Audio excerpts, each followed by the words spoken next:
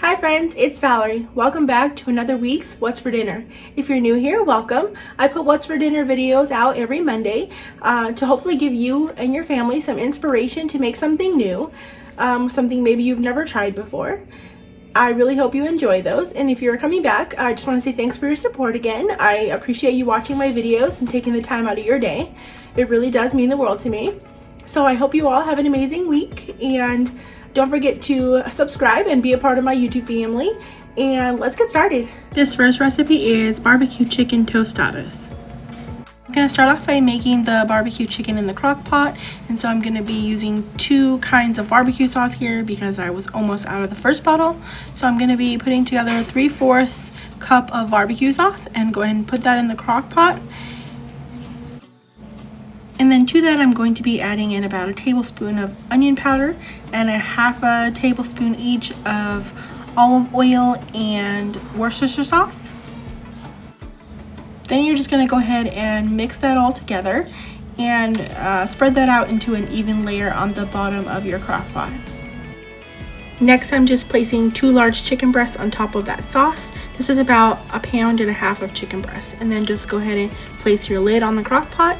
And you're going to go ahead and cook that on low for 7 to 8 hours or high for 3 to 4 hours.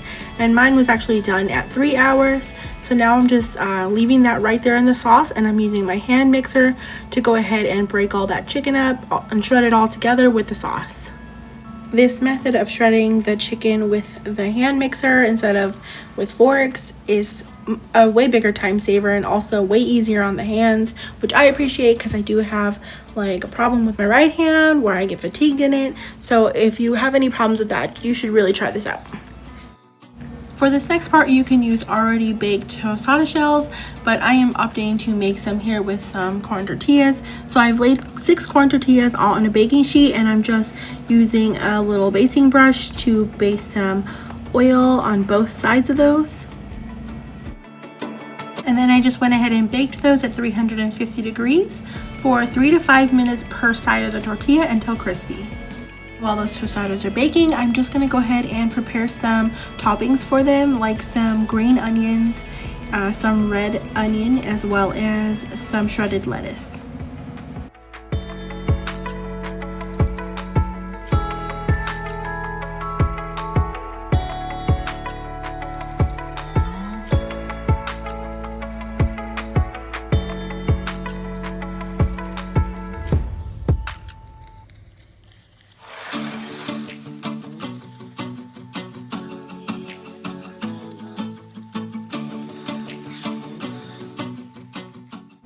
And then for a side, I'm going to be making some corn on the cob, and I'm just putting 1.5 cups of water into my 8-quart Instant Pot, and I have the rack in there, and I'm adding those corns in like a hashtag form, so like to the opposite direction. Then just go ahead and place your lid on the Instant Pot to sealing, and I'm just cooking those on high pressure for 3 minutes with an instant release of pressure. Once those tostada shells were done baking, I just pulled those out of the oven, and go ahead and leave your oven on because you're going to be topping these with some cheese and then baking them again. So I'm just placing that shredded chicken on top of my tostada shells and putting it into an even layer, and I put a good amount on them, nice and thick.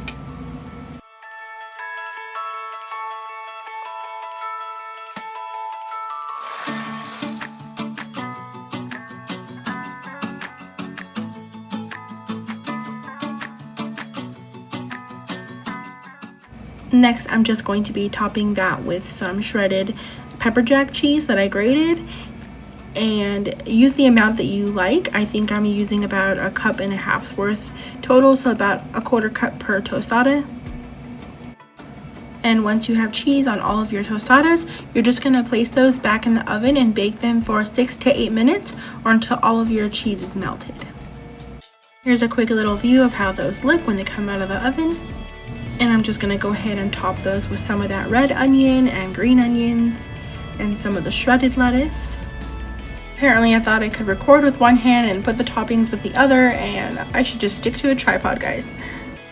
But we really loved this meal. It was super good with like the barbecue flavors and the crunchiness of the tostada, as well as like the corn on the cob really complemented like that barbecue feeling of it all. So I highly recommend this meal. Next meal is Parmesan crusted tilapia. I'm starting off by cutting up some basil, and I got this neat little KitchenAid tool years back, and I didn't really like it when I first used it, so it's been sitting in my drawer for years now, and I decided to pull it out and give it another try, and now I'm in love with it. So I don't know what I did wrong the very first time I used it, but I gave up on it really quick and then forgot about it. So it worked really well just to cut this basil up really finely. So you're going to need about a cup of freshly grated Parmesan cheese. I didn't have any freshly grated, I just had this already pre-bagged kind that's like shredded. So I'm going to actually be pulsing that into my food processor cup just to get that grated, like crumbled texture. Next, I've just added that to the basil into this flat container that I can dip the tilapia into, and to that I'm adding 1/4 teaspoon of salt and 2 teaspoons of paprika, as well as 2 teaspoons of garlic powder, and I'm mixing that together. And then I realized I actually have been using the McCormick garlic herb seasoning, and I've been loving it a lot, so I wanted to add some of that into this. So I just gave it a heavy sprinkling, maybe about another teaspoon or 2 teaspoons worth. For a side, I'm just going to be making some Instant Pot brown rice. So to my pot, I'm adding in 2 cups of brown rice. This was actually a 1/2 cup measuring cup, and I realized afterward, so I did add the additional cup to that. And I'm also just sprinkling some salt in there, some pink Himalayan salt, just a few grinds of that. And I'm also going to be placing in some butter, about 2 just spoonfuls. You're just going to go ahead and place the lid on that and make sure your valve is set to sealing, and just going to put that on manual for 15 minutes. And then when it's done, you're going to let that pressure release for 10 minutes naturally. Now I'm just taking 4 tilapia fillets, and I'm taking a paper towel to them to remove any excess moisture. And then you're just going to go ahead and drizzle those with some olive oil and spread that onto both sides of each of the fillets. This is going to help the like crumb mixture stick to it. And I'm just taking that fillet and I'm going to press it into the Parmesan mixture and do the same to the other side. It didn't stick as well as I feel like it should have, but it just took a little work to just press it in and on top of that, and it worked out fine. So just go ahead and repeat that process with all of your tilapia fillets.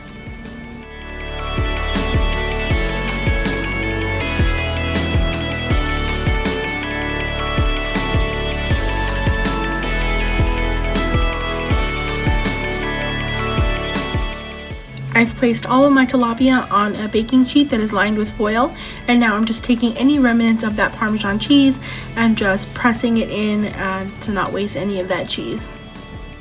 And then I just place those in my oven and bake them at 400 degrees for about 12 minutes. While those were baking, I'm just cutting a lemon up into some wedges. I really like lemon on my fish. I think it really just complements it very well. And I'm also making some of these steamable broccoli bags from Aldi. That's like one of my favorites. Super cheap and super good. And here is the tilapia out of the oven. And I had some trouble getting it off of the foil because of the cheese sticking to it, so I would go ahead and grease that next time I did this. This tilapia was really delicious. I really enjoyed the crust that the Parmesan cheese gave this, and I don't normally have cheese on my fish, but that came out really well, and I'm going to be doing that again. This last meal is Skillet Enchiladas. For this, you're going to need 19 ounces of enchilada sauce, and I'm actually using a 28-ounce can here because I'm going to actually reduce that in a pan to make it thicker, because these sauces are always very runny, but they are convenient and they taste good. So I am just going to put that in a skillet and let that come to heat and simmer so that it can start to thicken up. And then I'm going to make a cornstarch slurry using a couple tablespoons of cornstarch with a little bit of water, and I'm going to go ahead and add that in throughout this process so that it can start to help thicken it up. And I'm just going to whisk along the way, and once that starts to become thick, like a nice thick sauce, you know, your typical consistency, then just go ahead and turn the heat off on that. But that is definitely an extra step that is not necessary if you don't want to do it. Next, I'm going to be taking 12 corn tortillas, and you're going to go ahead and cut those in half, and then you're going to cut that into strips, maybe about close to 1 inch in thickness.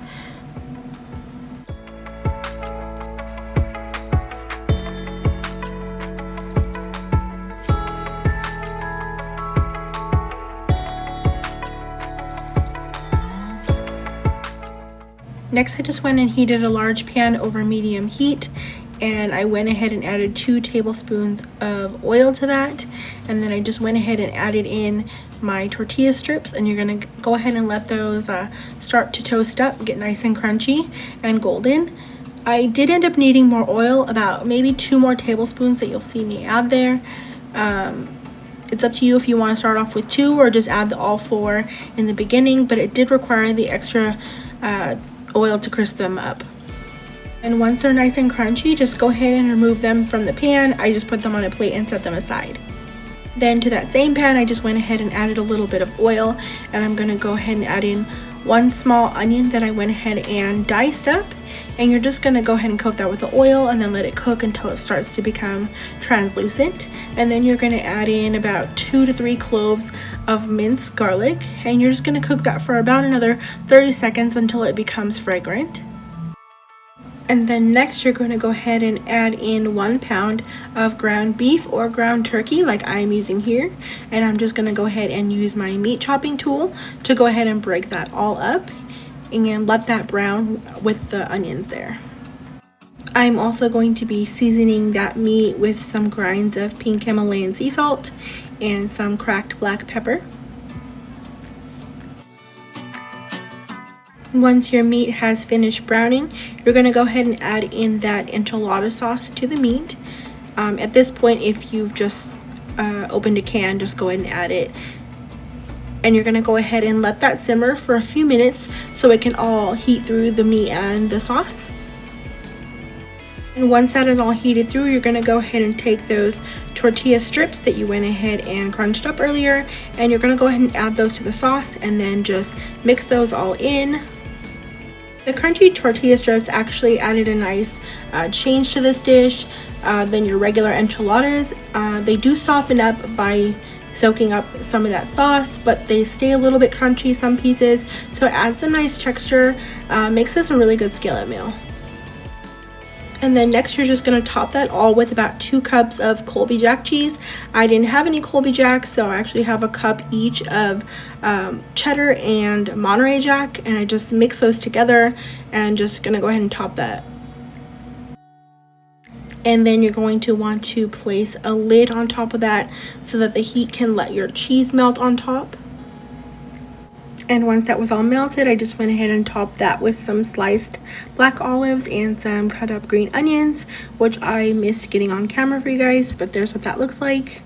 And of course, gotta top your enchiladas with some sour cream. These were really good. I really enjoyed the crunchiness of the tortilla strips. I will definitely be having this again when craving Mexican food. Thanks for watching, friends. Don't forget to hit that subscribe button and that little bell notification so you don't miss out on any future What's for Dinner videos. I hope you all have a great week.